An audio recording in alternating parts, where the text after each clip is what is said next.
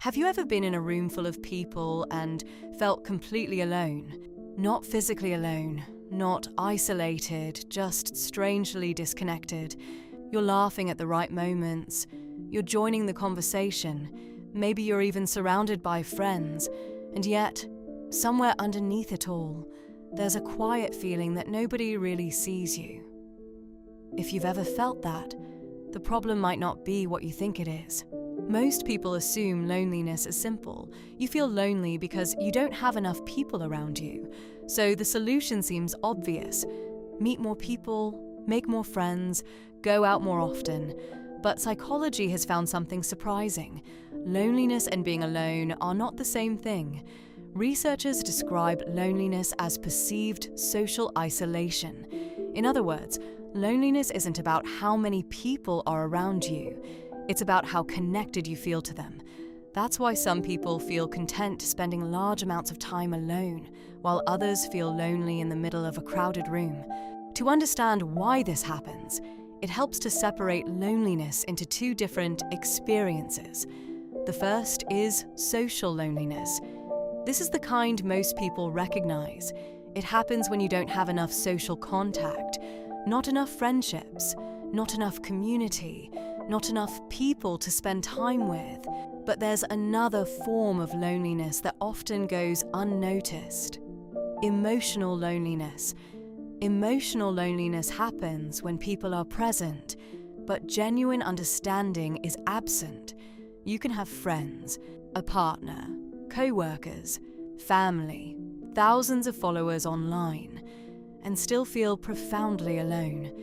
Because what human beings need isn't simply contact, it's connection. Psychologists have repeatedly found that the quality of relationships predicts loneliness more strongly than the sheer number of relationships a person has. Think about the last meaningful conversation you had. Not a conversation about work, not a conversation about schedules, a conversation where someone understood something about you that you hadn't fully put into words yourself. Those moments create a feeling that psychologists call belonging. And belonging isn't created by proximity, it's created by being known. This is where many people become trapped. They spend years becoming likable, presentable, easy to be around. They learn which opinions are acceptable, which emotions are convenient, which parts of themselves create approval. Slowly, they become experts at being accepted. But acceptance and understanding are not the same thing. If people only know the version of you that performs well socially, then the real you remains invisible. And invisible things tend to feel alone. Here's the part most people miss.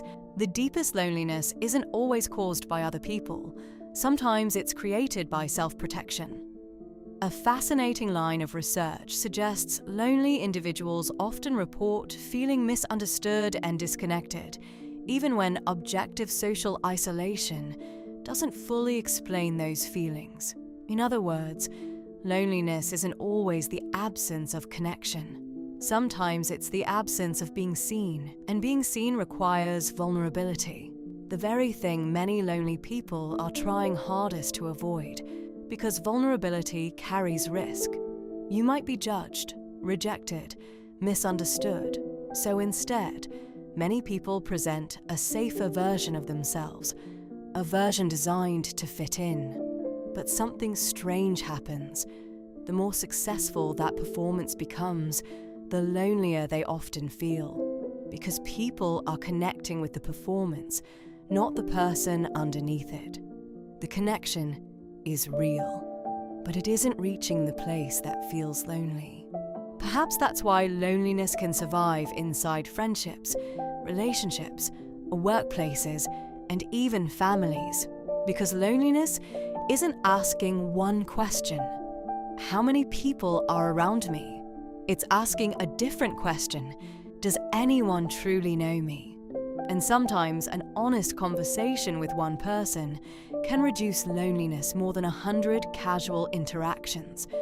Not because you gained another relationship, but because you experienced something rarer: recognition.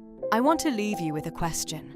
How many people in your life know the version of you that exists when you're not trying to be impressive, agreeable, entertaining, or okay? And if that number feels smaller than you'd like, what would happen if one person knew a little more of the real you?